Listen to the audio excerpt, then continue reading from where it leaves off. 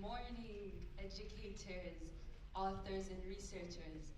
My name is Ms. Nuran Al-Bailey, and I will be your host for ktech's third annual conference, Driving Entrepreneurship Success via Innovation in Digital Transformation. As a representative of Generation Z, I am proud to be part of this dynamic shift towards innovation and digital transformation, where entrepreneurship success is being shaped by technological advancements, innovative approaches, and digital solutions. Today, it's not just me who's your host, I also have a co-host. It's ktech's very personal own AI assistant, Kaya.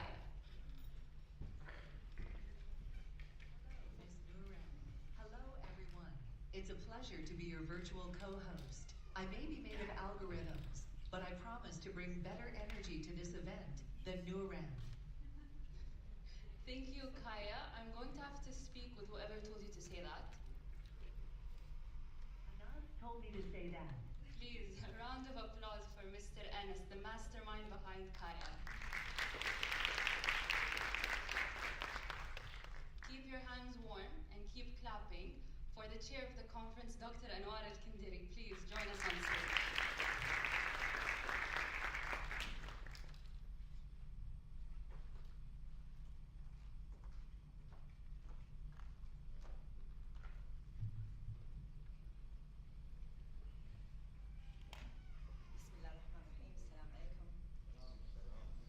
Good morning, ladies and gentlemen.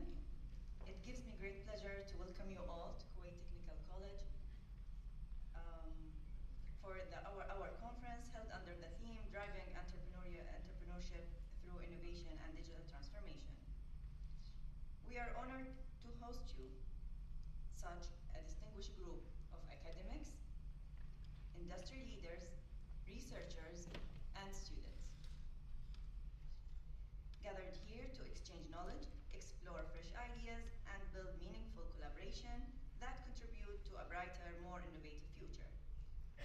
I would like to express our sincere gratitude to our sponsor, KFAS, whose valued support has been instrumental in making this conference possible.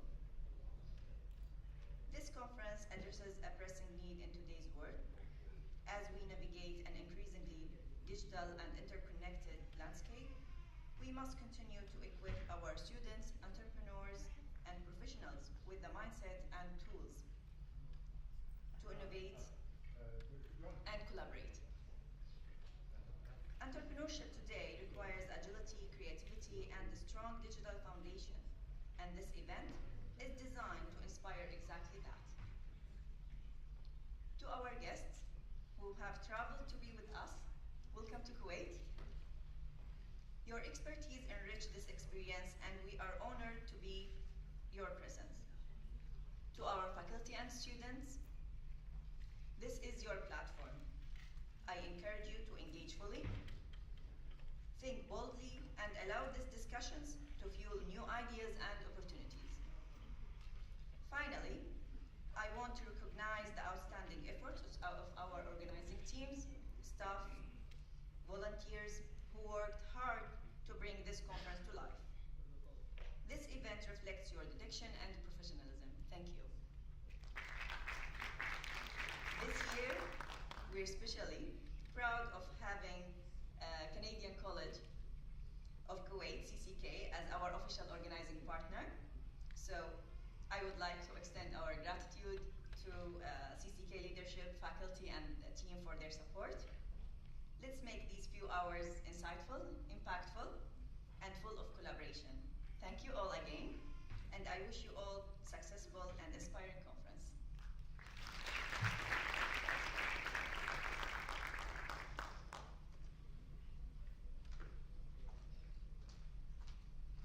Thank you, Dr. Anwar, for such an inspiring opening. And now to kick off our program, we'll begin to welcome Professor, Doctor, and Engineer Adil Bohola. He is visiting from outside of Kuwait.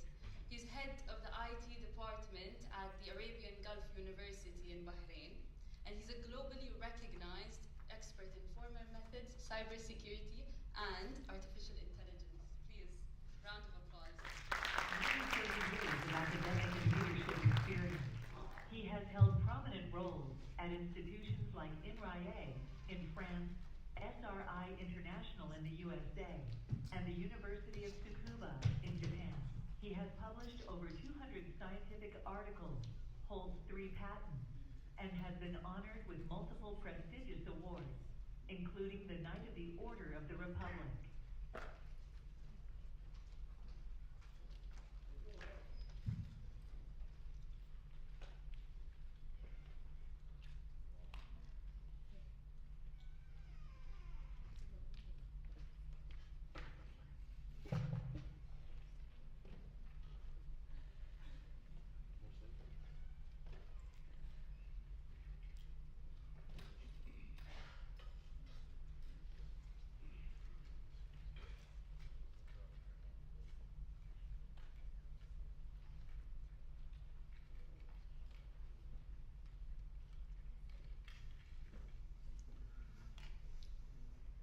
Bismillahirrahmanirrahim. Assalamu alaikum. Thank you very much for this invitation. It's a real pleasure to be here with you today. So the title of my talk is From Theory to Impact: How Emerging Technologies Solve Global Challenges and Drive Entrepreneurial Success. Let me start by asking the following questions. How should entrepreneurs deal with emerging technologies? How can they make smart, strategic choices when working with new and complex technologies? Should they see technologies as black boxes or magic tools? Just push the buttons and hope they work? Or should they take the time to understand the technology, how they work, and learn how to use them in the best possible way? Using technologies as black boxes allows quick setup without technical skills. Yes. Quick entry to growing markets. However, there are many drawbacks, like wasted resources. For example, we can use blockchain when a simple database works better. Also, security risks, for example, using unsecured IoT devices that create vulnerabilities. And missed opportunities, for example, following trends instead of inventing real solutions with real impact. The second option is to start by understanding the technologies. This allows to solve real problems, avoid mistakes by identifying risks early and create safer solutions, and be unique by creating original ideas that achieve high impact. So today, I will try to do my best to provide simple and clear explanations of key emerging technologies: machine learning, deep learning, reinforcement learning, blockchain, IoT, and quantum technology. I will present real-world applications of these technologies, and I will highlight the key impacts of these technologies in driving entrepreneurial success. I will conclude with multiple choice questions to summarize the main takeaways. So let me start by artificial intelligence.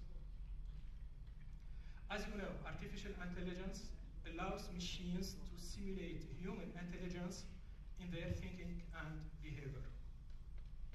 And machine learning is a subset of artificial intelligence where machines learn from experience through statistics. Let me give you a very, very small example to illustrate the key idea of machine learning. Imagine you are a newly born kid and you see a man and a woman when you see your parents for the first time. Still, you don't know how to distinguish between the two personalities. While you're 1 to 2 years old, you can distinguish between males and females. But what happened during that time? You were shown many different men and women, and slowly you identified how they were different and how to distinguish them based on looks and voices. And now, when you see a man or listen to a female voice, you can tell which is which based on your learning from the data available to you.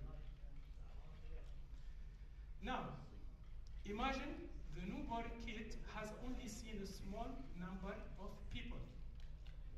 With such limited experience, he may confuse a woman with short hair for a man. And he may confuse a man with long hair for a woman. So, with fewer people, the newborn kid doesn't have enough data to distinguish between the two personalities. As the newborn kid meets larger and more diverse groups of people, their ability to correctly distinguish between men and women increase. And this is why, in general, to obtain a reliable machine learning model, we need a large amount of data. The term machine learning was introduced by Arthur Samuel in 1959. He described machine learning as the field of study that gives computers the ability to learn without being explicitly programmed. Let me recall traditional programming to see the difference between traditional programming and machine learning. In traditional programming, a programmer writes what we call a program. Program is a list of statements that tell the computer how to solve a specific problem.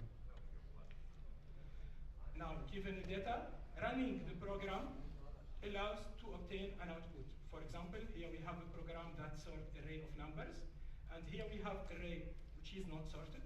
We have 6 greater than 3, 0 less than 5. Okay? Running the program allows to obtain a sorted array of numbers. In machine learning, the computer is given a set of data and a goal to achieve.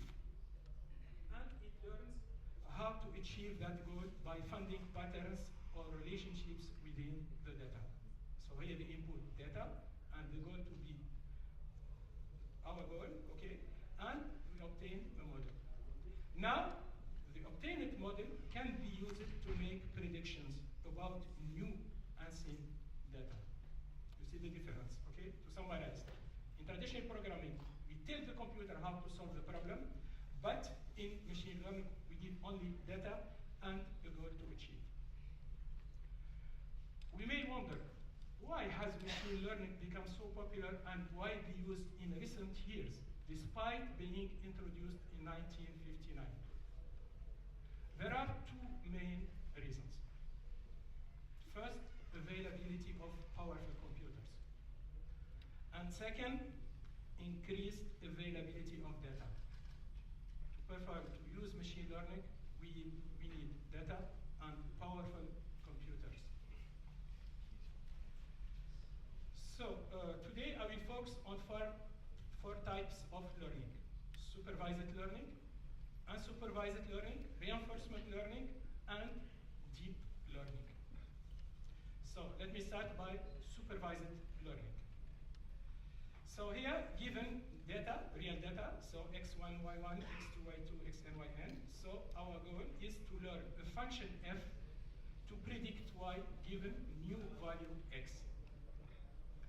So consider the following example that helps predict the housing price in the city of Portland. So we use a data set containing house sizes in square feet and their prices in thousands of dollars. So we have here real data, okay? For example, the actual price of 500 square foot house is about $100,000. And the actual price of 1,000 square foot house is about $300,000. Given this data, let's use a learning algorithm to estimate the selling price for a 750 square foot house. One approach is to fit a straight line through the dataset points on the graph. From the equation of the line, we can make predictions about house prices. For a house with 750 square feet, we can estimate its value to be about $140,000. Using a straight line is not the only approach for a learning algorithm to predict housing prices. We can use also what we call a nonlinear function to better fit the data points. So, applying this model, the prediction for a house with 750 square feet could be about $240,000 instead of $140,000, obtained from the straight line model, which is more realistic. Of course, to obtain more reliable model, we need to use other factors.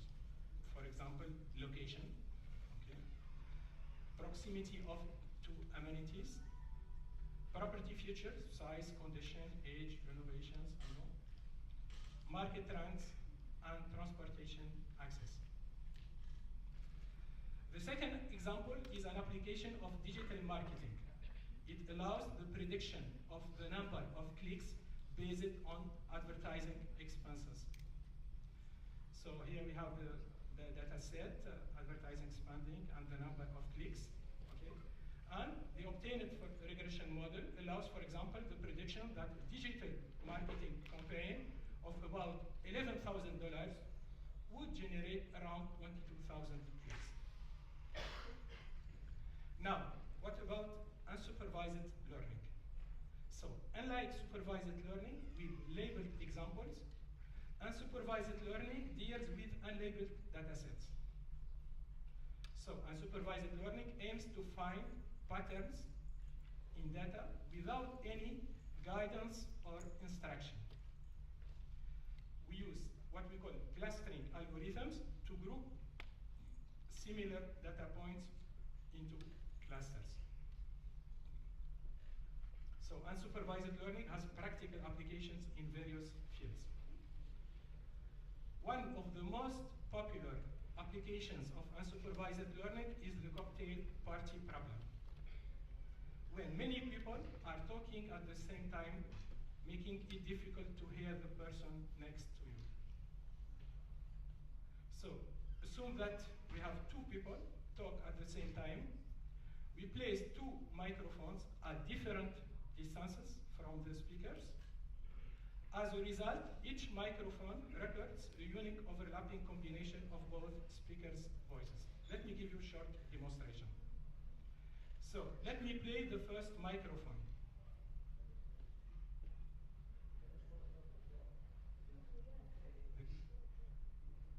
There is no sound.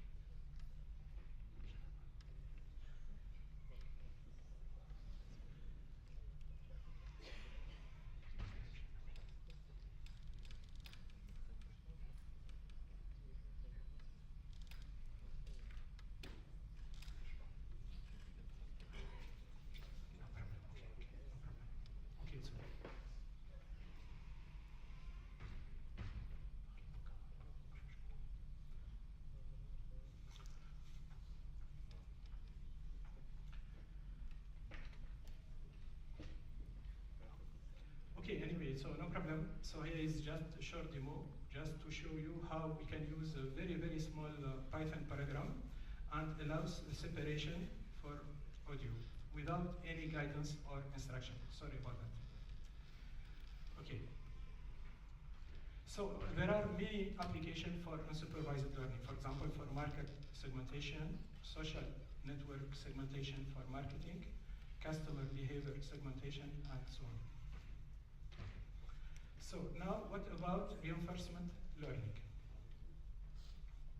Reinforcement learning is learning through trial and error by trying actions and receiving rewards or penalties. So the agent learns from feedback to improve future decisions. So here is an example, but there is no sound, no, don't worry. Just shows a chicken learning through trial and error, earning food for correct actions.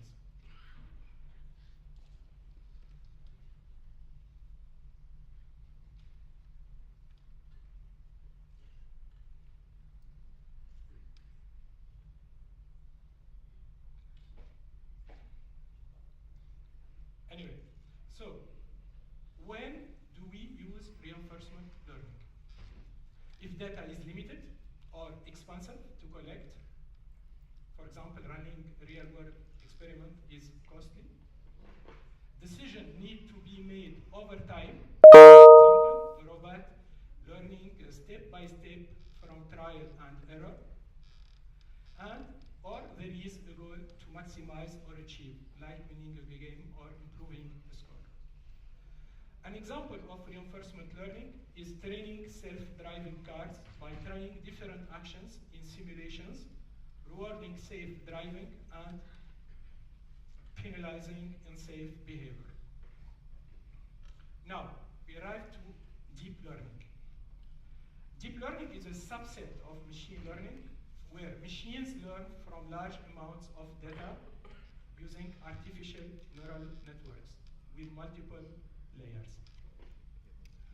Artificial neural networks are inspired by the brain's architecture to learn from data and solve complex problems. So here is the analogy between biological and artificial neural networks. So let me focus on artificial neuron. So a neuron is a function f that takes n real numbers, x1, x2, xn, as input, and produce a single real number as output. So the function f consists of two main components. The summation of weighted inputs, including the bias term, and an activation function. For example, a simple function, it outputs 1 if the input is positive or 0 otherwise. Okay? Let me give a concrete example. So consider a neuron with two inputs, x and y, and we have two coefficients, a and b, and the bias term c. So the output of the first component is ax plus by plus c, and the output of the second component is 1 if the equation is positive and 0 otherwise. Okay? For example, if I consider a equal 2, b equal 3, and c equals 0, then the output of the neuron is 1 if 2x plus 3y positive and 0 otherwise. So this neuron can generate only two possible values, 1 or 0. Let's consider some example. So here if x equal 4 and y equal minus 1, 2x plus 3y equal 5. 5 is positive, then the output is 1. If I consider x equal minus 3, y equal 1, the equation is, if we replace x by minus 3, y by 1, we obtain minus 3. Negative, then 0. Really, very, very simple operation. And now we'll see how we can use this neuron, for example, to make predictions. Okay? So we observe the critical case here, because here we have 2x plus 3y is positive. Let's consider the case of 2x plus 3 equals 0. Okay? And let's draw a line which corresponds to 2x plus 3y equals 0. As you know, to draw a line, so we need 2 points. Okay? For x equals 0, if we replace x by 0, we obtain y equals 0. Here's the first point. And if we replace x by minus 3, y equal 2. Okay, so here we have the line that corresponds to 2x plus 3y equals 0. Now, on one side of the line, the function output 1, y. On the other side, it outputs 0.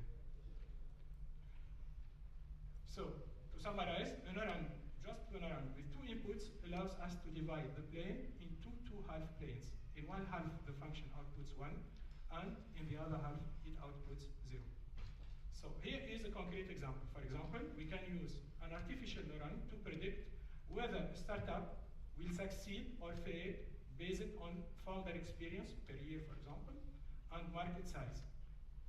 So here, the artificial neuron creates a linear boundary on a graph to separate sustainable from unsustainable cases.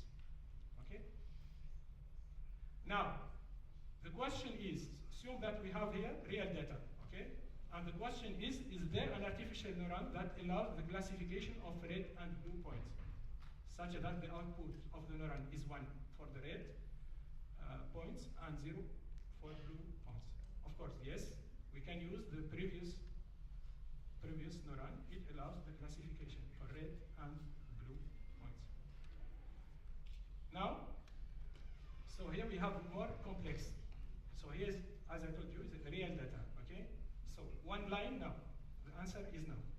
There is no one neuron that allows the classification of red and blue. But in this case, we can have more complex. We have artificial neuron with 3 neurons. So I will explain you, so it's not very difficult. So here, if we consider the output of this neuron, okay? The output of this neuron is 1 here, in this area, and 0 here. And the output of this one is 1 here, and 0 here. And this neuron allows to simulate OR gate. OR means that we need 1 here or 1 here. So, using this artificial neural network, we can make classification of red and blue points. Well, here, just for example, if I replace AND OR by AND, of course, I will have this region. Okay? So just to give you a short idea how we can use artificial neural networks to make predictions. So here we have more complex case. In this case, we have an artificial neural network with 4 neurons. And of course, in general, for complex problems, we may need to use large artificial neural networks with many layers. So let me give you an example, not for it, but here just for healthcare, to show you the steps that we need, for example, to make predictions. Okay, here is just an application to use the deep learning for diagnosis of COVID-19 and pneumonia, COVID with dehydrated, using X-ray imaging. So we start by, here we have 3 sets. The first set contains X-ray images for COVID-19 patients. The second, X-ray images for viral pneumonia. And the third set, normal X-ray images, okay? So in general, we divide the data set into subsets, 80% for the training and 20% to check the validity, the accuracy of the obtained model, okay? Now, after training, for example, if we give this new X-ray image, the model predicts that the patient is affected with COVID-19 with a probability of 99%. If we give, for example, this X-ray image, the model predicts that the patient has viral pneumonia with an 85% probability. And for this one, the model predicts that that the patient is healthy with a probability of 97%. But of course, to obtain a very reliable model, we need we use tens of thousands of high-quality X-ray images. Deep learning can also provide 24/7 customer help, predict future sales, and allow fraud detection. Deep learning allows also for proactive detection and defense against advanced cyber attacks. And can be used also, deep learning can be used to predict floods and crop needs and optimize irrigation and water resources. So there are many, of course, applications of deep learning. The next topic is blockchain. As you know, blockchain technology was initially designed as the foundation for Bitcoin. Today, blockchain improves security, transparency, and efficiency for various sectors. Blockchain uses what we call a hash function to link blocks together. A hash is a random-looking sequence of bits that acts as the digital fingerprint of them. For example, here the hash of good morning, exclamation point. So we have very different, of course, hash. Okay. So the hash. So it's easy to compute the hash, but from the hash, it is very hard to find the message that correspond to the hash. And it is very difficult to find two different messages that have the same hash. And we have the same length. If we use just one letter or one bit, or the national library, we obtain the same length of the hash. Let me explain the idea of blockchain. Each block contains some data, hash of the block, and hash of the previous block. Once a block is created, its hash is calculated. If we modify a block, the hash will be modified and updated. So, the hash of the previous block allows to link blocks together. Let me consider an example of 3 blocks. So, each block has a hash and the hash of the previous block.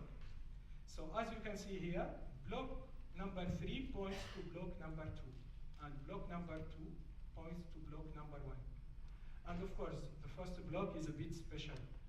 It cannot point to previous blocks because it's the first one. So we call this Genesis block. Now, if we tamper with the second block, its hash will change. Okay? And as a result, block 3 will become invalid, since it no longer has the correct hash to the previous block. Okay? So to summarize, if we have thousands of blocks and we tamper with block 2, all blocks starting from block 3 will become invalid. Okay? But now we can say, yeah, okay, but computers are very powerful. So maybe we can calculate hundreds of thousands of hashes per second. So we can tamper with a block and recalculate all the hash of other blocks to make the blockchain valid again. Yes, but this is why to resolve this issue, blockchain uses what we call a proof of work that slows the creation of new blocks. Let me give you a very simple example of proof of work. So, in this case, we assume that the block, the data section, is divided into 3 parts. Block number, nouns, which is another number, and additional data. And to be valid, the hash of the block must start with 4 zeros. 0, 0, 0, and then, okay? Now, if I type here AI in healthcare, for example, we will get a different hash, okay? And the probability of the new hash to start with 4 zeros is very low. So let's type AI in healthcare. As expected, the hash here starts by FA, so does not start by 4 zeros. This is why the block turned in red, means that the block is not valid. The nouns is just a number we must predict to guarantee that the hash will start with 4 zeros again. So we have to predict. This is the proof of work. We have to predict this number. Let's start. Start by 1. No, the hash does not start with 4 zeros. 2, 3, 4, 5, 6, 7, 8. We could spend the entire day typing numbers, trying to find one that produces the hash starting with 4 zeros. So this process would take a long time. This is an example of proof of work. We can, for example, consider rather than 4 zeros, 15 zeros or 16 zeros. Okay? So for example, in this example, the nouns that produce a hash starting with 4 zeros and validates the block is 10,549. Okay? Okay? For example, for Bitcoin, it takes about 10 minutes to calculate the proof of work and add a new block. So this makes it hard to tamper with the blocks, as changing one block requires recalculating the proof of work for all next blocks. So the security of a blockchain comes from its use of hashing and proof of work technique. In addition, blockchains are secure because they are distributed systems that use peer-to-peer network, means that as a decentralized network, okay, instead of a central authority. So anyone can join the network and contribute to the blockchain. So to add a new block to the blockchain, all nodes in the network must reach a consensus on the validity of the block. So let's summarize. To successfully tamper with the blockchain, a hacker would have to alter the target block and all following blocks in the chain, recalculate the proof of work for each altered block, and obtain control of more than 50% of the network's node, which is extremely difficult. This is why blockchain is really very secure. So let me summarize. Blockchain is distributed on many computers without a central authority. Instead of a single computer controlling everything, multiple computers work together to ensure that transactions are recorded correctly. Blocks are linked together to create a chronological and tamper-resistant chain of data. Once a block is added, it can't be removed. Everyone can see the transactions, which guarantees fairness. And when a block is added, it becomes very difficult to change. This guarantees transparent and immutable record of all transactions, keeping them safe and reliable over time. So one of the main applications of blockchain is smart contracts. Let me explain briefly the idea of smart contracts, which has many applications in many sectors. So as you know, traditional contracts are slow, costly, prone to errors and fraud. Smart contracts, so no intermediaries, which reduce, of course, cost and delays. All parties view the same contract details, reducing disputes and mistrust. Terms of the contract are coded into self-executing agreement, and actions are triggered automatically when conditions met. And contracts are stored on blockchain, making them immutable and nearly impossible to hack or alter. Let me give you a concrete example. So for example, you buy flight delay insurance with a smart contract. If your flight is delayed by more than 2 hours, you will pay $100. So the contract is connected to a flight tracking system. When the flight is delayed, the smart contract verifies the delay and automatically activates the payment. So you are in the plane and you receive $100. Of course, there are many important applications of smart contract. For example, for business, in supply chain, once a product is delivered, the smart contract automatically activates payment to the supplier. For education, for example, when a student completes a course, a smart contract automatically issues a certificate, okay, confirming their achievement without manual intervention. Okay? In healthcare, for example, to guarantee data privacy, a smart contract automatically shares the patient's medical records with the doctor once the patient provides consent, and so on. Okay, there are in many fields, in water management, environment, and cyber security. Now we arrive to IoT. Oh, I have the video. Until recently, access to the internet was limited via devices like the desktop, tablet, or smartphone. But now, with IoT, practically all appliances can be connected to the internet and monitored remotely. IoT is shaping the way we live our lives. It helps us get a better insight into the working of things around us. So, what exactly is the Internet of Things?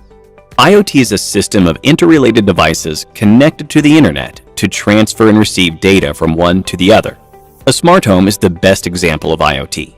Home appliances like the AC, doorbell, thermostats, smoke detectors, water heaters, and security alarms can be interconnected to share data with the user over a mobile application. The user can now get detailed insight into the working of the devices around him. Think about it. Until recently, the internet helped people connect and interact with each other. But now, inanimate objects or things have the ability to sense the surroundings, to interact and collaborate with one another.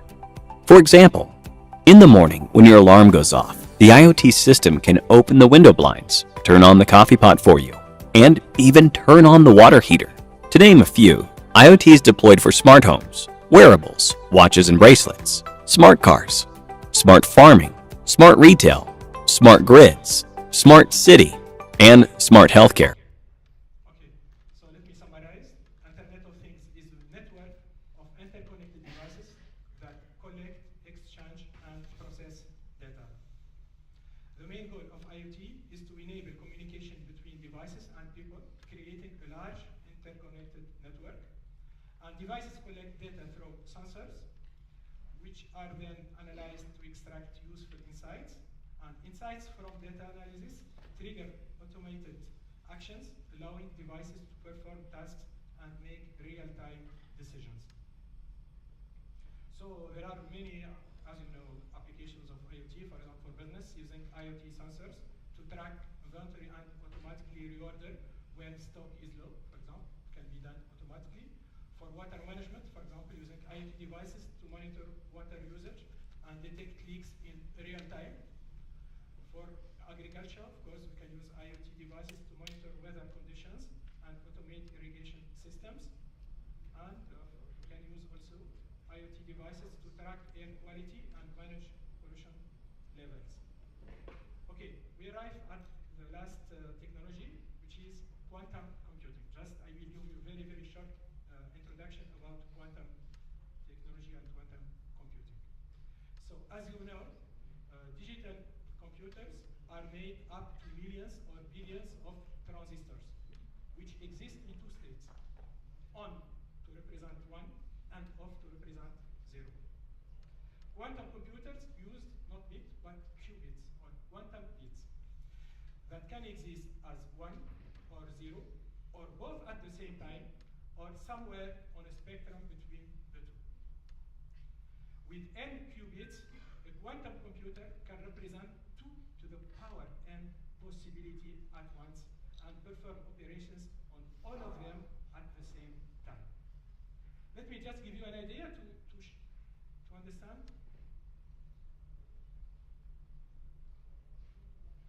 how 2 to the power n grows. So for example, if n equal 0, 2 to the power 0 equal 1. If n equal 8, 2 to the power 8 equal 256. Now, if for 64, 2 to the power 64 is 18 billion of billion. 96, 2 to the power 96, 79 billion of billion of billion, and so on. So it grows exponentially with respect to n. For 128, we have 30, 40 billion, billion, billion, billion. Okay? So recently, Google built a quantum computer that needs only 200 seconds to solve a problem that would take the world's fastest supercomputer about 10,000 years. For the same problem, with the quantum computer, here is the quantum computer, okay? We have about 3 minutes and 10,000 years. So there are many challenges and opportunities. There are challenges, in particular, for example, for cybersecurity, but there are many opportunities for quantum computing. For example, potential quantum advantage is a quantum computer allows to accelerate AI training and decision making, enables more accurate AI predictions. Sorry. So for healthcare, for example, accelerate drug discovery maybe from decades to weeks, months maybe, and then to weeks, and maybe days after, who knows. For finance, optimize large-scale investment portfolio in minutes maybe instead of days. And solve for global shipping routes optimally in minutes, and maybe in the future in seconds. Okay, so quantum computing isn't just an upgrade.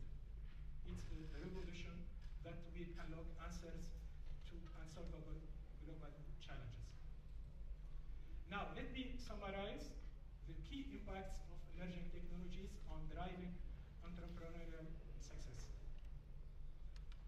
For artificial intelligence, artificial allows to automate repetitive tasks, save time and cut costs, okay?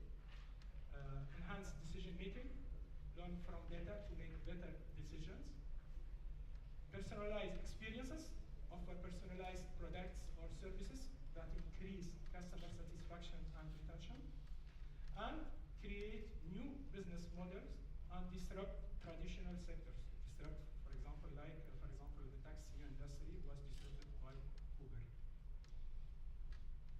Regarding blockchain allows decentralized trust, enhance financial security, fight corruption,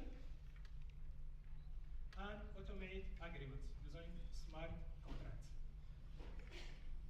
For IoT allows to connect ecosystem, device, people, and systems,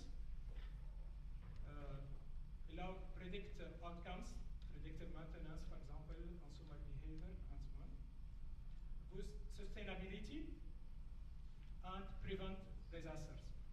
Thus, it allows real-time safety monitoring.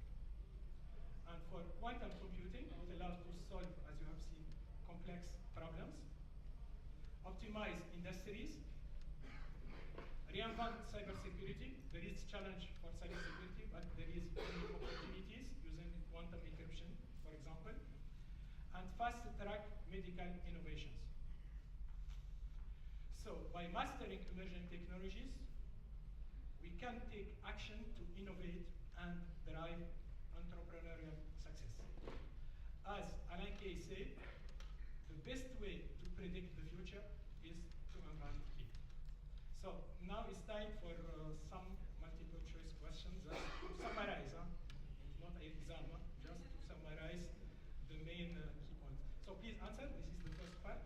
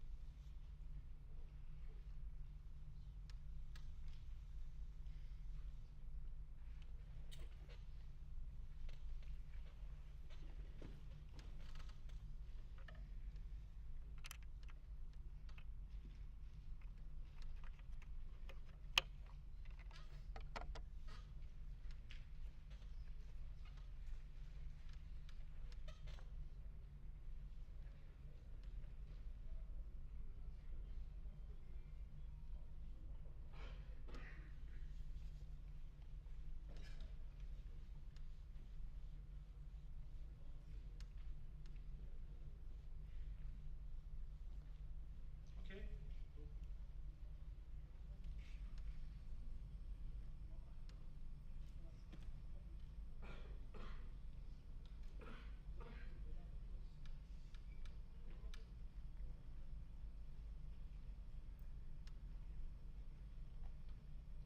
Okay, let's check.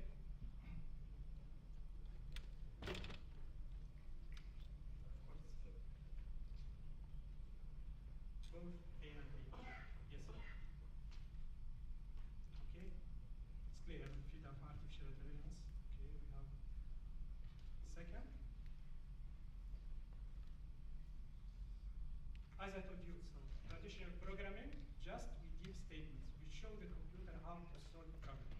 But in deep learning, just we give data and the code to retrieve. Okay? So the correct is 60. Okay?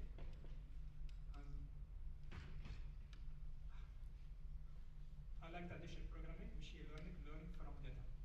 Okay? Of course, and improve their performance over time. Okay? Now,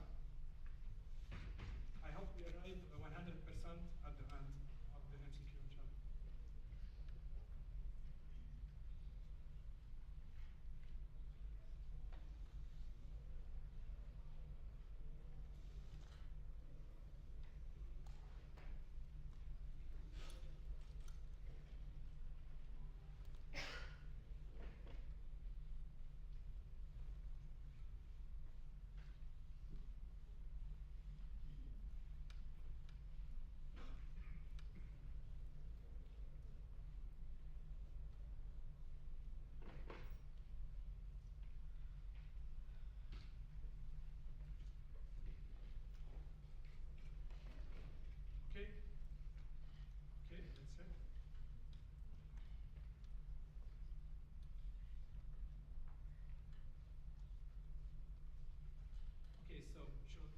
students, I can, of course.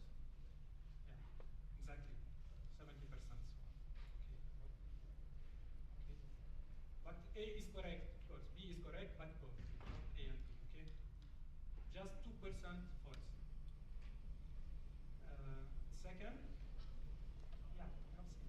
Reinforcement learning is trial and error. You remember the chickens? Okay.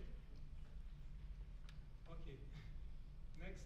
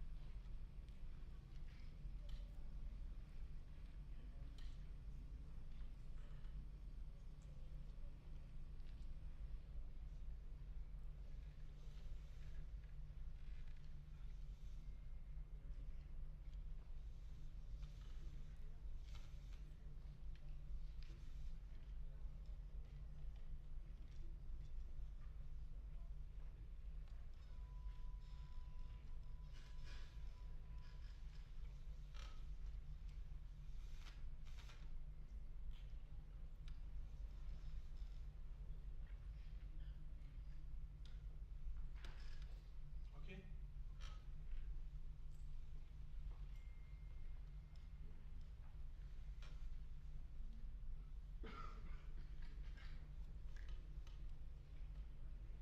Yes, of course. Okay, 75.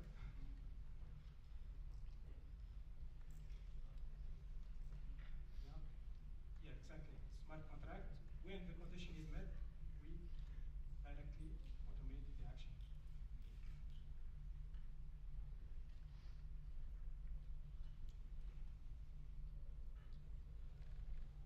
Yeah. For the second also, I have given the example for healthcare, but the same for student. If we give consent immediately, we can also share information. And finally, good. Okay, 84%. Okay. Next, please. Okay.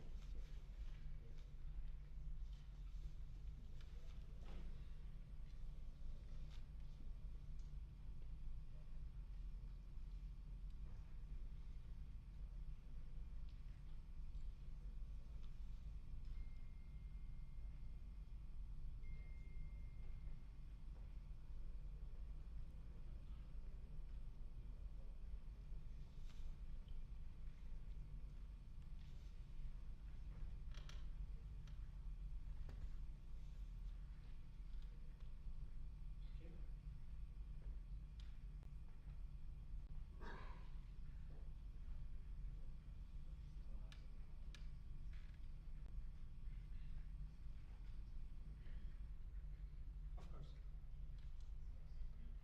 Okay. This is the goal, main goal of IoT. Okay. Second, of course, sensors, not from cloud, of course, from sensors.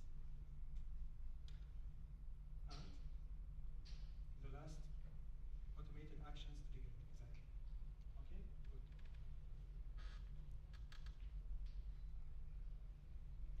Now for quantum technologies.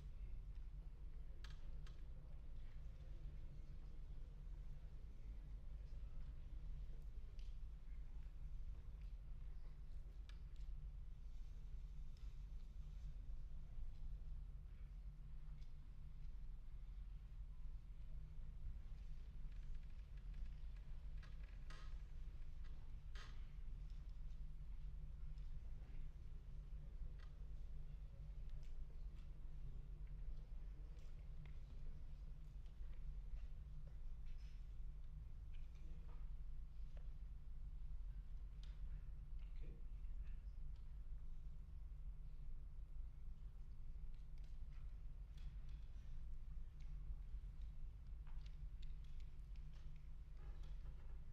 Excellent. We arrived to 93.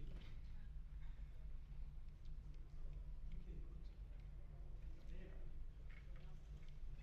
Ah, 40. Billion of billions, I mean, a huge number. Okay. So now the impact of emerging technologies for entrepreneurial success, which is the subject of the conference.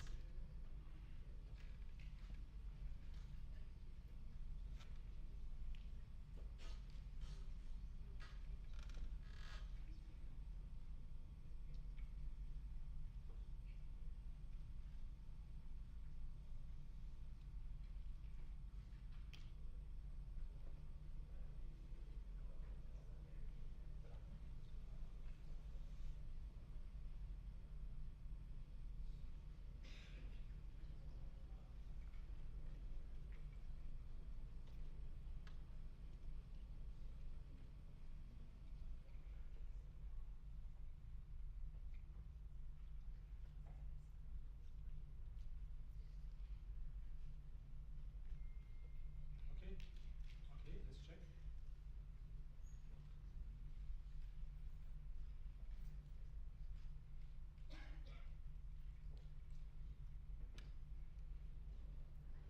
Of course, not eliminate, of course, entrepreneurs. Okay. Centralizing. No. The idea of blockchain was decentralized, no central authority. Okay. Now, here the question of the following is not a key impact. Is not. Okay. So the correct answer is centralizing data infrastructure. Securing financial transactions and here connecting ecosystem. So one single last question. The last question.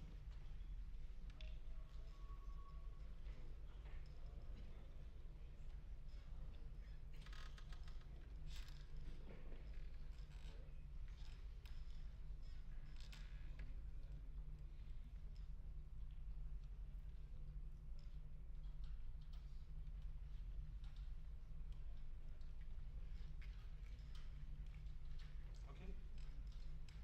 I hope 100%.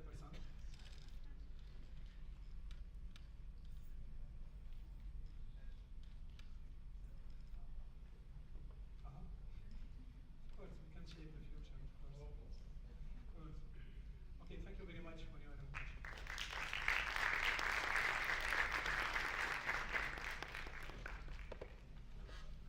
Sorry about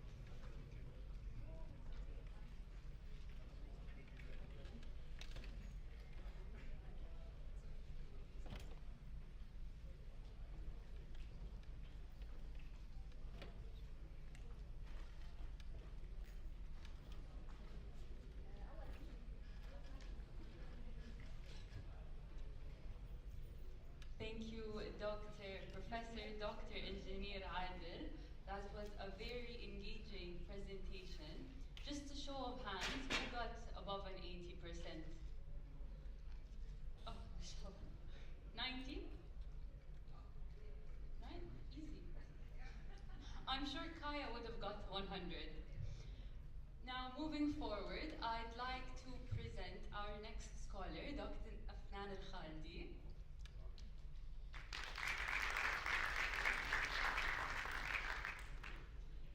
Dr. Afnan Al-Khaldi's expertise expands on e-government, smart cities, and she's a consultant for Kuwait's Al-Harir Smart City. Thank you. Al-Khaldi's expertise spans e-government, smart cities, digital transformation, and e-learning. She is a published author and co-editor of internationally recognized academic work and has served as a consultant for Kuwait's Al-Harir Smart City Project, contributing to strategic initiatives in sustainable development and innovation. Hello, good morning everyone. I was a consultant actually, now I'm a dean assistant in Arab Open University. I want to thank you all for being here, and special thanks for ktech family for hosting this interesting event, and special thanks for Dr. Anwar Al-Kandari for your kind invitation. So today I will talk about the innovation edge. we will talk about the winning the entrepreneurial race in fast-changing world. So let's talk numbers. 100,000 of startups are launched each year. So here's a fact. 70 to 75% of them failed. Maybe you are wondering why this is happening. Okay, let's ask you. Let's put it as an engaging session. So what do you think the reason of failing? No passion? No goal? Financial, lack of resources maybe? Lack of experience and skills also. So, research shows that behind this fail is lack of innovation. So what is innovation? Innovation is about creating new ideas, solve or tackle an issue, or to create opportunity or to create opportunities, okay? So now let's ask a question. Why innovation matters more than ever? There is a rapid change in technology. Every day we hear that there is a new technology, new applications, right? So here, the AI also change the shape of how we deliver our product or service. Here's the ChatGPT. More than 1 million subscribers in the first 2 months. This indicates that people are interested in becoming more interested in technology and to change and reshape industries. So also, there is a change in consumer behavior. Let's think about TikTok. More than 1 million subscribers. So what do you think about the high rate of subscriber? They are interested in reshaping, right? Oh, you are saying on TikTok. Before that, the digital, for example, digital marketing was evolved about the newspaper. You only target small amount of people, right? Now there is a very high scale of customers you can reach through technologies. Also, there is a global competition. For example, Kareem, it's launched in UAE, United Arab Emirates, and it's competing with Uber. So Uber, think about obtaining Kareem with 3.1 million. So this is opportunity or not for? Yeah, so create your idea and you will get the opportunity. Okay, what's defined the innovation edge? Okay, there's a quote here I didn't read. Let's go back. In the race of entrepreneurship, the fastest to innovate wins, not the biggest, not the strongest. So think about it. If you are slow in innovating, شو بيصير؟ Zombie will eat the slow one. Okay, so you will be off the market. I'm joking. Just you will be off the market. Okay. So keep track of the technology is very important when you think about launching your business. So what defines the innovation edge? We have an example here of mindset shift. شنو يعني mindset shift? Change the way we are thinking, okay? So, هني عندنا James Dyson and make more than 5,000 times prototypes before launching his Dyson vacuum. Okay? After that, he succeeds. So it's depends on failure to experiment. So always don't be afraid to fail. Okay? Fail creates opportunities. It's like a one step for opportunities. Okay? Netflix. Before Netflix, what we are using before? شنو كنا نستخدم أول؟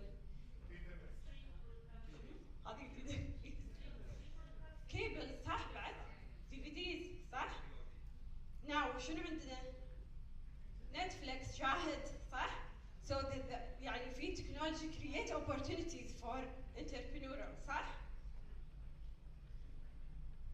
هنشوف الحين زوم. اوكي.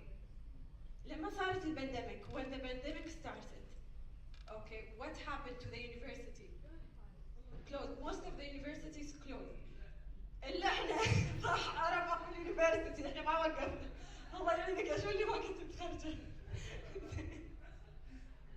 so زوم ما خاف ما قال لا I will not take the risk he took the risk okay and he keep updating himself so he launched learn and take the feedback then he improve حلو ولا مو حلو؟ حلو ولا حق العربية؟ اوكي طبعا ملك المؤتمر شات جي بي تي اوكي شنو سوى لنا شات جي بي تي؟ make things easier صح؟ وايد اوكي شات جي بي تي في ايكو سيستم عندنا مهم بالانتربرينورشيب we should consider the ecosystem okay so ChatGPT collaborate with universities with hospitals بعد شنو اعطوني افكار بعد من اللي انا كاتبه tech companies okay to create بدال اول نسوي الاكسبيرمنت on labs الحين شنو صار عندنا virtual which is easy to access information صح it's an opportunity ولا لا it's an opportunity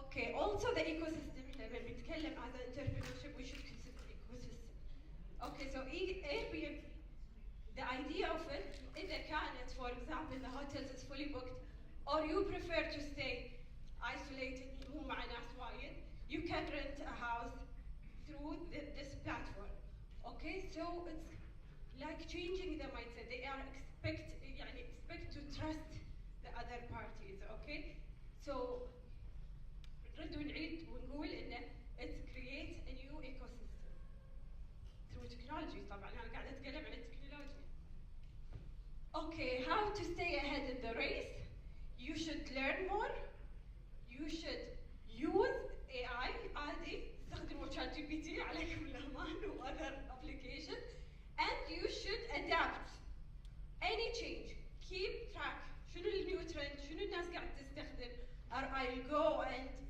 try take risk it's okay to take risk okay so in a fast word it's not the strongest who survive but the most adaptable okay at the end also we should say that innovation is your only edge stay curious move fast collaborate smartly that show you win the entrepreneurial race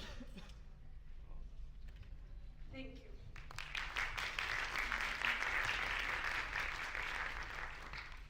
يعطيكم العافية مشكورة دكتورة أنوار منتقي Thank you, Dr. Afnan, for such insights, and I'm proud to say in TikTok, as Generation Z, we live on it, we use it more than ChatGPT.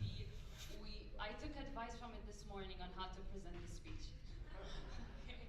So please, thank you for Dr. Afnan, and I'd love to join us on stage Dr. Sausan Malik. She's the Assistant Dean at the Arab Open University. Dr. Sausan Malik. Kaya, did you forget about Dr. Sausan Malik?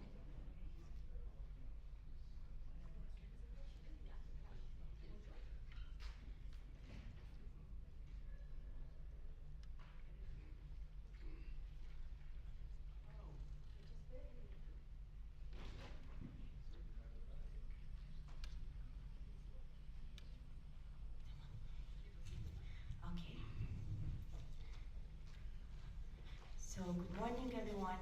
Thanks, ktech, for the kind invitation. Today we are gathered under the theme Driving Entrepreneurship Success via Innovation and Digital Transformation. But I want to begin by talking about a word that often makes people uncomfortable, which is failure. You might be wondering, Why talk about failure at a conference about success? Because in my experience, and in the most successful experience of entrepreneurs or stories of entrepreneurs, failure is not the opposite of success. It is it is a part of the journey to success. When we reframe failure, we turn into lessons, growth, and resilience.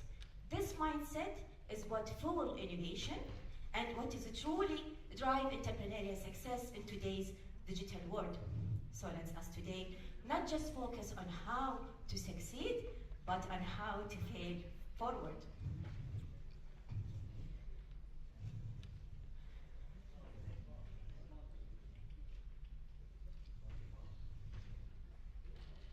Which one? This one, okay, thank you. All right. So we regret to inform you that your proposal has been rejected. That moment of rejection taught me something important. How do we deal with failure, shape how we innovate and learn. Today I want to show you how changing the way you think about failure can transform your path and even can open up new possibilities for growth, learn, and impact.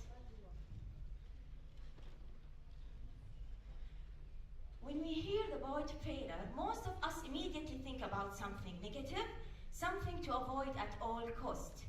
By definition, failure is the fact of something or something, of someone or something not succeeding, or the fact of not doing something that you must do or are expected to do, the fact of something not working or stopping working as well as it should. What if these definitions are holding us back? What if our understanding of failure is what limiting our opportunity to grow, succeed, and truly succeed? When we hear the word failure, most of us immediately think about something negative. Also, when we hear about failure triggers emotions like disappointment,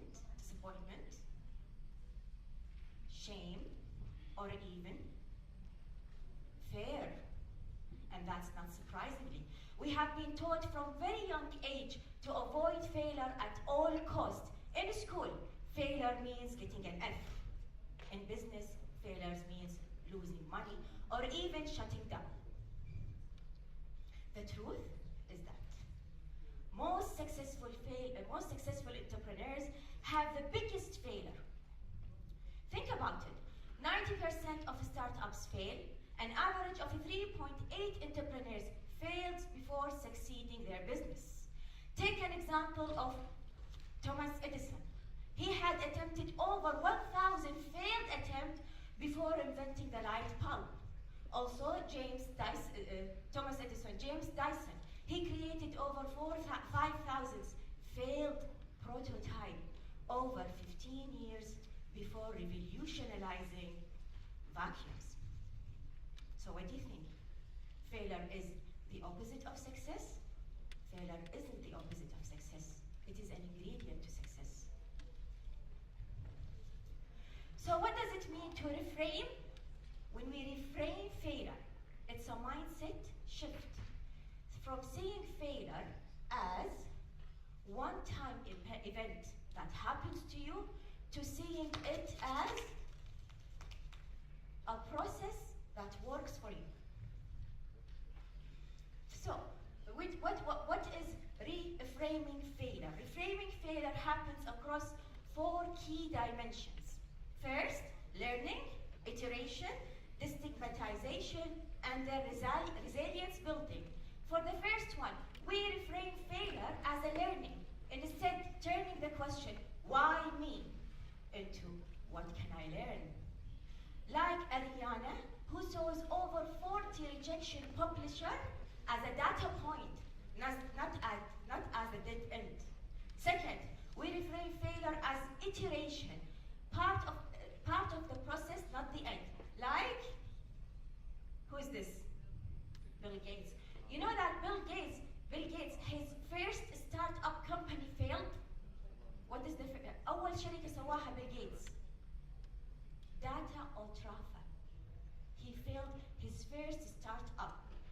give him a good skills to build Microsoft company. Third, we reframe failure as destigmatization. Like, destigmatization here, normalizing experimentation in our culture. Take an example of the founder of Amazon, Jeff Bezos. Jeff Bezos, do you know that one in his biggest mistake, he bought over 100 million toys before the Christmas, with 50 million toys left unsold in inventory. Instead of hiding it, he used it as a learning opportunities and told all of his employees in the company that this is my failure. We need to build a successful environment and culture, and he named it as successful failure. Finally, we reframe failure as resilience building, like Steve Jobs. Steve Jobs got fired from Apple, and he said that the best things that happened to me when I got fired from Apple. So he started to build the skills that transformed the company after or upon his return. Okay. Do you know this book? Carol Dweck has introduced a book called Mindset, the New Psychology of Success.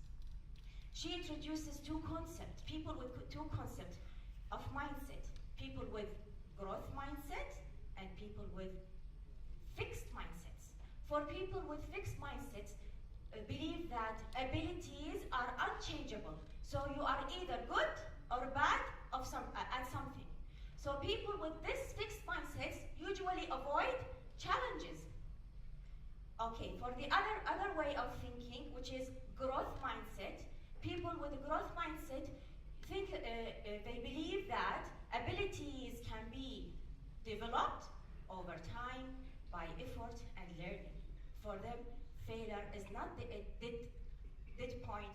Failure is what is to transform them and make them impact by learning. Okay?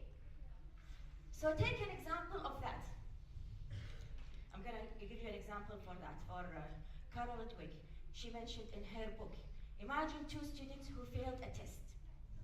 One said that, I am not good at this, and give up. The other student said that, I want to change the way how I study for the exam and keep going. The same things that happens in our life applies in our life and in business. So let's bring this back to home here in Kuwait. We need more research paper about failure. How successful entrepreneurs navigate those failures. From the founders of Talabat to the creator of the flowers and the blooms. What kinds of failures they have been through. شو المشاكل اللي مرت عليهم. Okay? How do they overcome these kinds of challenges, and what kinds of factors that rise them to become again and again. يعني شو الاشياء اللي خلتهم يوقفون مرة ثانية ويتوسعون في البزنس. We need these kinds of research here in Kuwait, because in our culture still failures hold a stigma. Okay? Usually people avoid talking about failure because of fear of judgment. Thank you so much for listening. I hope you change the way of thinking about failure. معكم الدكتورة سوسن مساعد أمين أو عميد مساعد من الجامعة العربية المفتوحة. شكرا.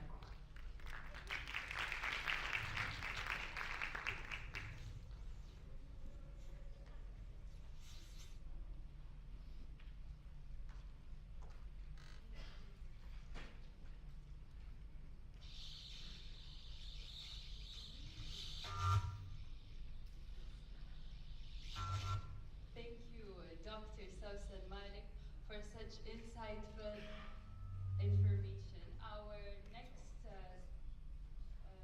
discussion will be our first panel, which is titled Between Data and Innovation, the Scientific and Academic Vision of Entrepreneurship Today. It will be moderated by Dr. Muhammad Al-Bos.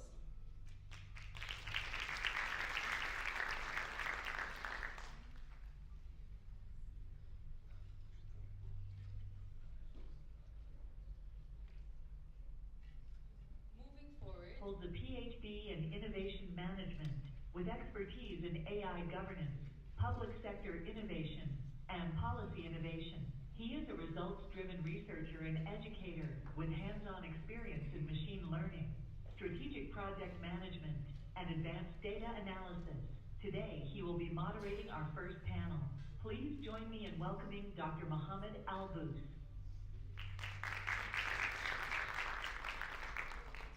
Kaya has a habit of interrupting me quite often. So moving forward, we'll be introducing our distinguished panelists. Many of them have taught me in my bachelor's, like Dr. Ahmed Al-Sabr. He is a faculty member at AUK and and an assistant director of Office of Research and Grants. Please welcome with me Dr. Ahmed Al-Sabr. Dr. Thank you, Nuran. You may stop talking. The rest of our panelists include Dr. Sam Tagla from Gulf University for Science and Technology, GUST. Dr. Tagla is the chair of the GUST Startup Lab and a senior lecturer in marketing, innovation, and entrepreneurship. Dr. Janan Ben Salama from Bubian Bank, where she serves as senior manager in the data group, focusing on AI, machine learning, and data innovation. Since you know everything, you clearly forgot Dr. Budur Lublushi, who's coming from KCST, and she serves as the assistant professor of the business department.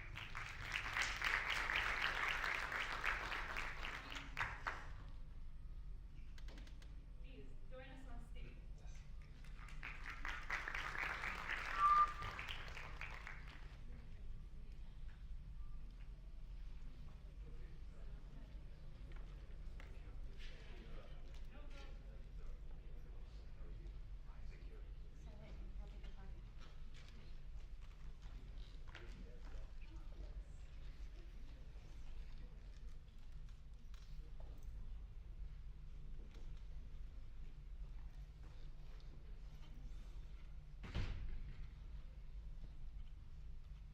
Assalamu alaikum.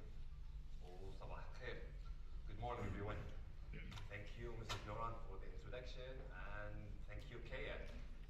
Actually, we might not thanking Kaya since Sam Altman, the CEO of ChatGPT, said every time we say thank you for AI or goodbye, we actually consuming electricity and resources. So, no thank you, Kaya. Especially you are interrupting Nuran. Actually, who's thanking machines usually in our life? Anyone thanking their microwave or their dishwasher or their water kettle?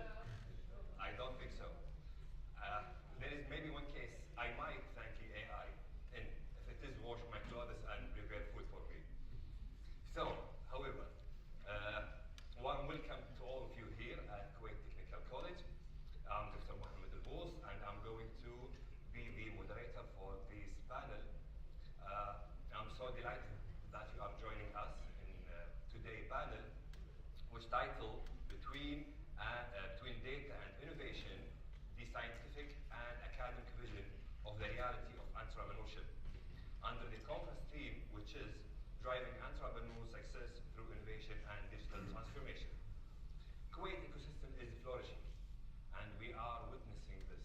We are seeing how data is strategically being used for better decision making, how technology serving an evolving ecosystem, and how innovation thinking could make or break business ideas. So, today we are honored to have four distinguished experts, each bring a unique perspective from academia, research, and industry. Let me introduce our panelists. First, we have Dr. Budur Lublushi, Assistant Professor of Management at Kuwait College of Science and Technology. She specializes in information, knowledge, and innovation management. She will shed light on how effectively managing knowledge can fuel innovation within entrepreneurial ventures. I have to say, I was personally influenced by Dr. Budur research.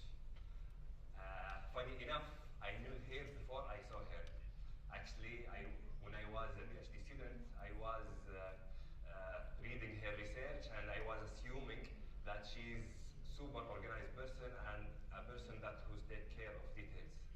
When finally I met her, I sent her email. She was thinking I'm hacker. When I finally met her, she didn't disappoint, and I'm promising that you will enjoy her insight as well as the other panelists. Next, Dr. Ahmed Al-Sabr, Director of the Office of Research and Grant at the American University of Kuwait, specializing in data science, AI, and time series analysis. He will discuss how startups can leverage data-driven approaches from the ground up. Joining us as well, Dr. Sam Tuglu, Chair of the GUST Startup Lab and Senior Lecturer in Marketing, Innovation, and Entrepreneurship. He will talk about blending marketing savvy with creative thinking to help entrepreneurs thrive. Finally, we have Dr. Jinan Ben Salama, Senior Manager at Bobian Bank Data Group and the first Kuwaiti to teach at Sorbonne University in Paris. She specializes in AI, machine learning, data mining, and bridging academic research with real-world financial applications. First of all, Dr. Al-Brouchi, you focus on how knowledge management drives innovation. What role knowledge sharing play in driving innovation within small and medium-sized enterprises? And how can SMEs develop a culture that supports the flow of ideas and learning across organizations? Okay, all right. First of all, good morning. First, I'd like to thank you for inviting me to join this panel. It always feels good to be back at ktech because this is where I started. This is where I taught my very first class. So I'm honored to be back and to see so many familiar faces. And thank you for your kind introduction. I just want to say one thing. He mentioned I thought he was a hacker. I feel because nowadays we're focusing a lot on cybersecurity. Be careful of what kind of emails you receive, what kind of attachment you open. And his email said, inspired by your work. And he asked for a meeting. This is why I thought he was a hacker. Anyway, so I'm also honored to be part of this panel and to have the opportunity to share a bit of my experience with you. So before diving into knowledge management and how it drives innovation and entrepreneurship, I feel it's essential, especially because I know we have a student here, to explain what do we mean by knowledge. I don't know if it's clear or not. Okay. All right. So generally, we have two types of knowledge. We have explicit knowledge, which is things that we see around us. It's always documented in manuals and reports. It's available everywhere. And there's the other kind of knowledge, which we refer to as tacit knowledge. And basically, this is what sits on our mind. It's related to our own experiences, our own insight, know-how, things that we cannot easily put into words. And especially for SMEs, I think what drives innovation the most is their tacit knowledge. Because startups, people who have new businesses, usually they start businesses because they have a new specialty, because they have something that is considered unique knowledge. And it's all based on tacit knowledge. Generally, if we look at the amount of information that we have based on our experience, based on our interaction with people, we will recognize that we have a wealth of knowledge. And it's very hard, it's very difficult to keep remembering and reflecting back on your experiences. And this is when knowledge management comes into practice. When we talk about knowledge management, it's usually people related to new technologies, digital platforms. But in reality, knowledge management is something that we all used to do. It's something that is completely not new. So the task of simply taking notes in your classes or after meetings, this is considered knowledge management because you're writing down information so that you can go back to it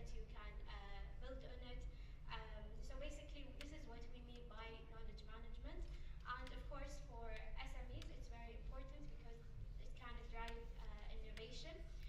One of the things that SMEs need to do is to have a clear system of recognizing what kind of knowledge that they have. They need to have a system on how they can record, especially when it comes to tacit knowledge, how they can record it, share it, and use this information to help them to grow. Interesting. Dr. Blushi, just in short, what are the main challenges SMEs face in creating effective knowledge sharing practices? In general, I think the challenges is mostly related to misconception or misunderstanding of what do we mean by knowledge management. Because usually, especially for startups, when they hear about the importance of knowledge management, they all think about buying the most advanced software that exists. But knowledge management, it's not related to software. It's simply related to our mindset, how we process all of the information that we have, how we have a structure, processes to be able to share knowledge. Of course, technology is there to support us, to facilitate knowledge management, but it's not simply what knowledge management is all about. So one of the main challenges that I feel SMEs have is this misunderstanding of how they can organize their knowledge. Thank you, Dr. Badur. They said that data is the new oil, but most entrepreneurs fail to tap in its real value. So, Dr. Al-Sabr, entrepreneurs often hear data sciences and AI as a buzzword, but struggle to make them actionable. From your perspective, what foundational steps should a startup in Kuwait take to effectively use data analytics from day one? Good morning, everybody. Thank you, ktech, for having me for this discussion, and inshallah it will be worth it to explain the meaning of data science. Before I answer your question, Dr. Mohammed, let me give you the description. What is the meaning of data science? Data science is a combination of three different disciplines together. You should know some basics from mathematics, statistics, and computer science. If you have these knowledge, then you will be a data scientist. Before we call it statistics, but now it's become data science. As an entrepreneur, let me give you an example. Let's assume I want to start my diet system. I want to start my diet. I have two options. Either I go to Duania and I ask my friend, what is the best diet system that I can follow to reduce my weight? I receive a recommendation from 2 or 3 people, for example, in Duania, for example. And then I follow that diet system. I have a very high risk in this case because the recommendation came from those people, maybe it's not suitable with my body mechanism. I have another way. The other way is I take a blood sample from my blood. My blood, in this case, is the data, my data. I take a sample from my data, analyze the sample, and then I will understand what is happening inside my body. And then I will recognize what is the best diet system after I consult with someone in the, for example, nutrition field or something like that, and then I will get the right recommendation or right diet system, right food that I can follow. Because what is happening inside my body is different from what is happening to someone else. The same thing, if we go back to those entrepreneurial, your business, it has a data. That data we call it as a plot. The plot, in this case, is the data. So how can I advise you if you don't have the data? And this is what is happening. In the majority of the business owners, especially for SME, they don't have data structure. So they are following like recommendation. I don't want to say the majority now because the awareness is spread among the entrepreneurs. Now they are starting to establish something called data warehouse, data dashboard, and those things. Now it's become very less. So the majority, I think, or less than the majority, they don't have data. They take like a random action to for example, take any action. The steps to establish the data warehouse, for example, you should, if you have a business, let's say I have a coffee shop. So I need to establish a data warehouse. Like you need to understand the consumer behavior. You need to establish, like, for example, a database, and any of these consumer or any of customer buy from your side, you need to know what is his gender, what is his age, what is his location, where he lives. For example, you need to have some extra information that is not related to the same customer, maybe the time, maybe, for example, the clothes, or there is a lot of parameters. You need to, for example, establish this data set, and you need to create those parameters, like variables, and then day by day, you will find like a lot of data collected in your database. And after that, once you collect the data, you need to start like analyzing the data, summarize the data.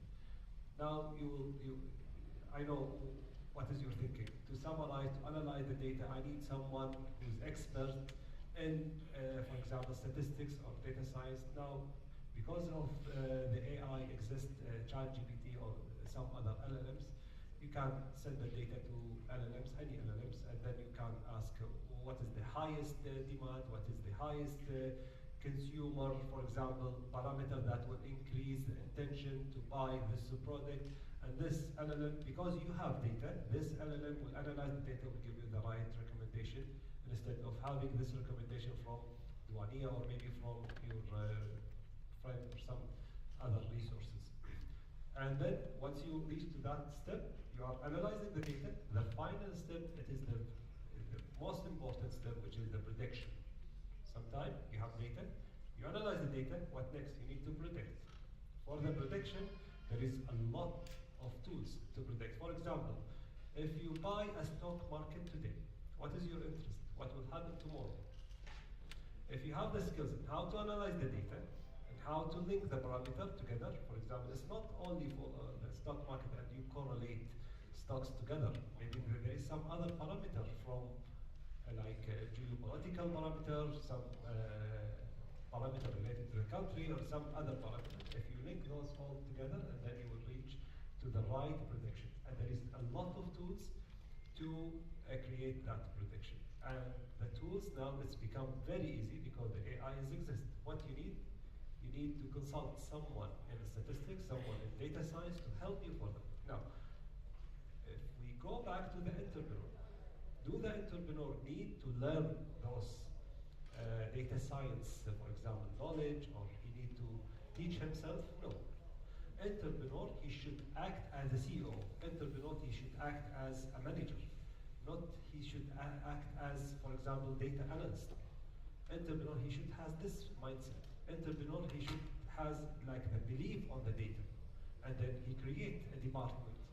He create he hires someone, specialist in data analyst, and then he asks him, please, this is the data. I want a recommendation. I want a weekly recommendation. I want, for example, weekly prediction.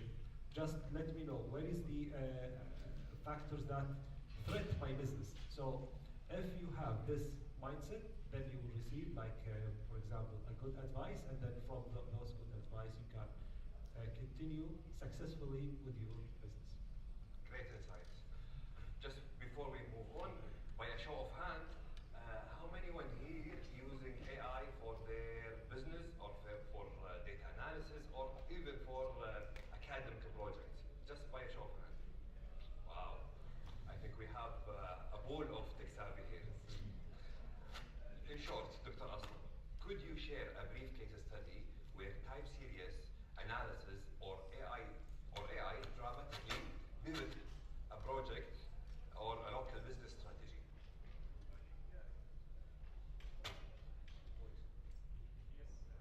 Mike.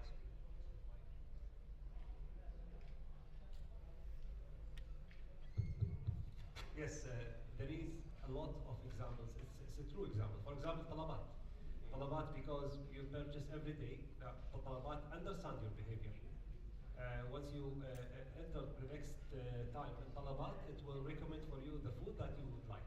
For example, and also Talabat analyze like in this time, morning time you prefer this food, evening time you prefer this food, because the history are there. Talabat will not recommend for you like majbous DI in the breakfast. Talabat will recommend for you, for example, some breakfast food. The same thing for, I think, Dr. Afnan, she present Dabdoub. Dabdoub, he relies on the AI prediction. because they have something called the recommendation system.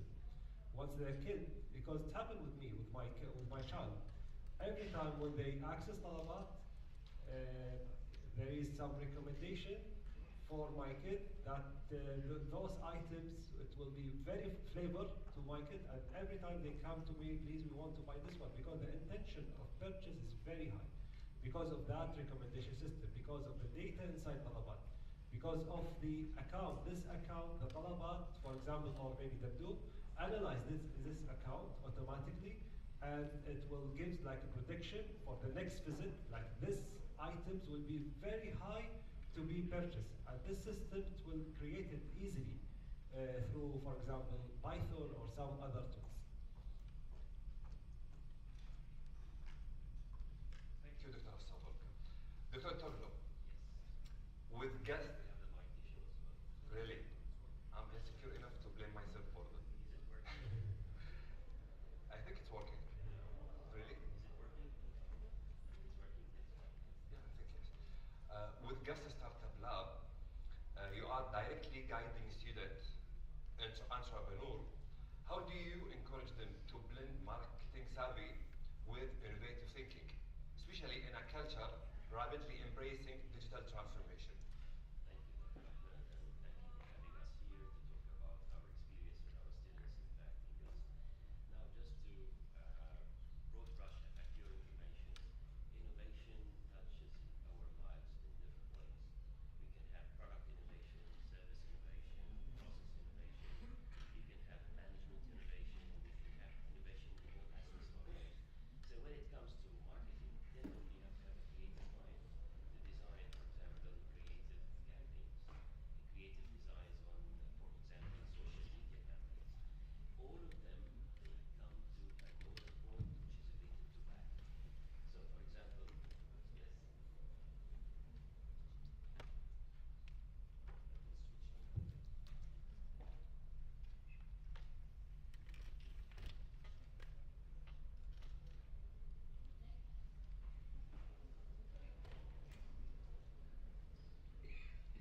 You know, I can see it's working. Yeah, thank you. Thank you. Thank you. Sorry, guys. So I hope it's working now perfectly. Okay. So back to what we said. Innovation covers many aspects of our lives. So we can have it as a product or a service or a process innovation. In marketing, it all comes into the creation of value. So when we think about how we create value to our customer, that means we think about how we present that value, how we put it in a persuasive campaign, for example, for them. And that all comes in the nodal point of innovation. Innovation means you are creating a new value to a customer or to a target customer segment, where in fact you are trying to present it in a different way or develop it in a different way. So does that answer your question? Yeah. Just to better understand your approach, is your lab more into incubator or accelerator or blend of both? Okay, Gust Startup Lab started as an incubation center for new entrepreneurs who would like to start their own businesses. They accommodate them, in fact, when they have just like an idea, basic idea, and they need to refine it, or just well-established ideas. Sometimes we take on board students who have already started a business. Some of them, they are already running a business, but in fact they need more like business clinic, to support their operations and help them to scale up. So as we are covering these, in fact, categories of students, we are quite happy to provide boot camps, for example, for them, ideation sessions, coaching, mentoring, to help the students, in fact, materialize their ideas into a real business, in fact, that can, touch the ground and actually work actually like any other business and compete with them in a better way, that we say. Thank you, Dr. Teglo. Dr. Ben Salama, bonjour, comment ça va?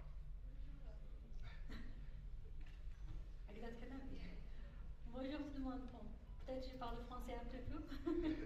يعطيكم العافية. Bienvenue aujourd'hui. Alors, Dr. Salama, as we know that you are first Kuwaiti to teach at the Sorbonne Universities. For those who didn't know Sorbonne University, it's 760-year university, which consider crème de la crème in Europe and a very prestigious university. It's there when René Descartes, the one who said, I'm thinking, then I'm here. أنا أفكر أنا موجود. The basic law in philosophy. It's there when Jean-Paul Sartre there. It's there when all the beautiful philosophers who contributed to today knowledge. So, this is a remarkable example of academic entrepreneurship and risk-taking, of course. Could you share how that experience shaped your approach to bridging academia and industry, and what lessons entrepreneurs in Kuwait might learn from such an international lead? في البداية ودي أتكلم شوي باللغة العربية. أول ما رحت فرنسا، طبعا بما إني متحدثة باللغة الإنجليزية واللغة الفرنسية، فكان التوجه أكثر ما بين أن تخصص نقول الأدبي والعلمي. أنا كنت متخصصة فقط أدبي عشان تكونون على بينة، فكنت في Science of Linguistics، فكان ما عندي توجه. ولكن جامعة السوربون بتكلم من سنة 2005 كان عندهم توجه بشكل عام الدول المتطورة ما بين دمج التخصصات الأدبية والعلمية، اللي منها Computer Science, Linguistics, Computer Science and Psychology, etc. Why we are having such specialties, for example, having both literature and scientific, because we know from that time that the language will be a leader and important. Like we see now that we have ChatGPT, it's about a language, and every time when you are dealing with a language, with AI, behind it, it's a language. But what kind of language we are talking about? So in that time when I was at Sorbonne University before teaching, I used to do my master and then PhD with them. It was my specialty in linguistics, purely linguistics, and then purely computer science, where I will have the data science. So when I have started there, it was really, I was asking myself, do we need the Arabic language, or only we will have the English and French language? And then I saw the importance of the Arabic language, and more specialty now here in Kuwait. شلونكم اليوم مع اللغة العربية؟ وشلونكم اليوم مع اللهجة الكويتية؟ لما أحد يجينا أجنبي تقدرون توصلون رسالة عن اللهجة الكويتية أو نعلمه بطريقة صحيحة بالمناهج؟ إذا لو أنا أفكر اللهجة الكويتية هل ممكن أدخلها بالإي آي وشلون وشنو الطريقة؟ فاليوم من الناحية الأكاديمية هذا السؤال أعتقد من الأسئلة الأكثر يعني شائعا موجودة، إن احنا شلون ممكن أدخل اللهجة الكويتية داخل الإطار الموجود في الذكاء الاصطناعي وممكن استخدامه؟ هل فقط أكتفي في اللي هو الماشين ليرنينج والديب ليرنينج و I insert all the data and then go ahead، ولا في challenges مثل ما تفضلوا الدكاترة اليوم قاعد نتكلم عن شغلة أساسية وهي we have a challenges with data structure in طلبات all the companies SME etc. But how we can extract information if I have raw data? And this is one of the main questions. Are you able today to extract the information? There is many fields and text mining projects, for example, or field.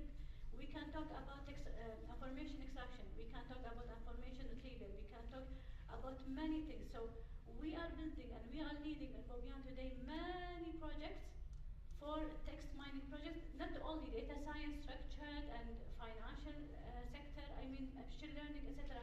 We are also trying to extract information. Let me give you an example about this. اليوم احنا, for example, we are talking about, I have statistics, I have data science on the financial sector and financial machine learning.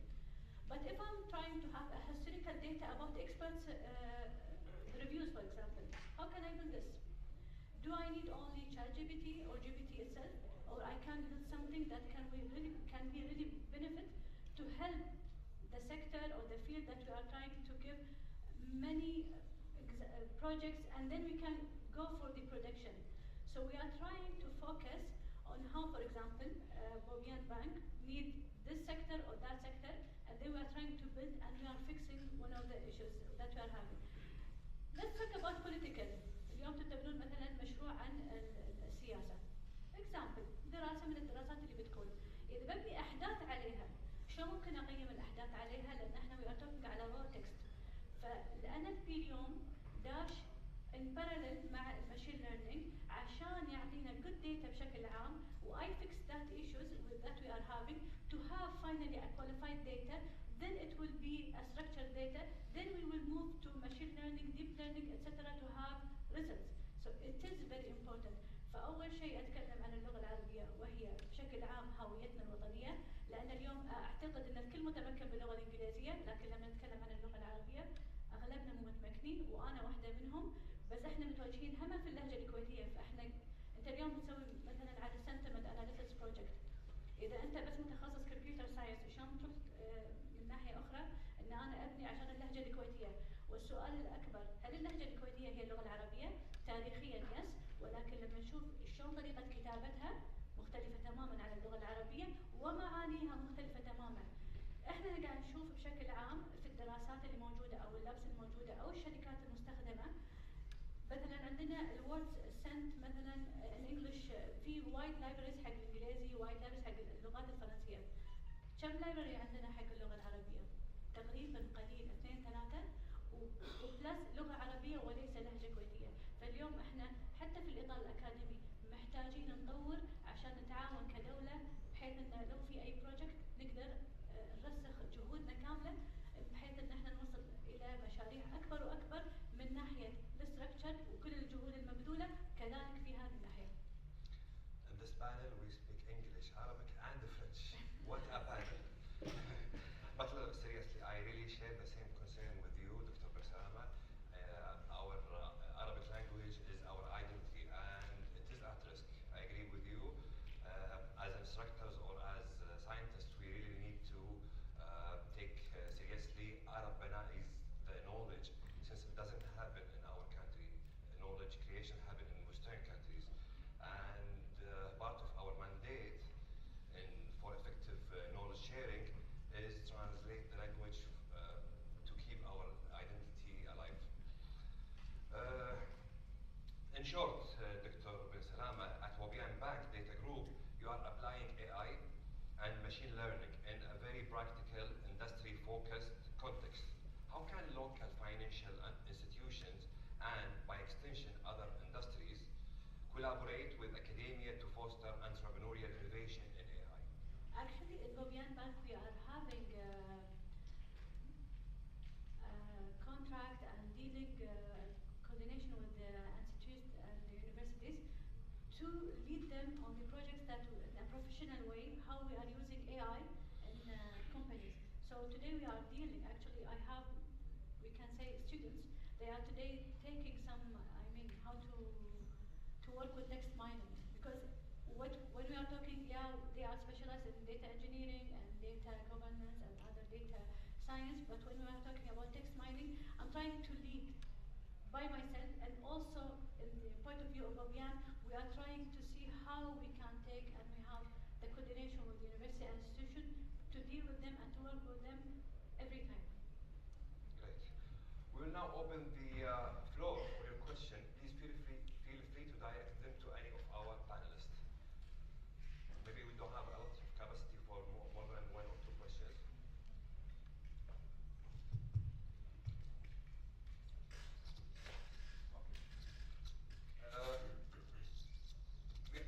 Just before we start the closing remark, I just want to salute Dr. Ayman Zaid. He was really inspiring. Dr. Ayman Zaid is an example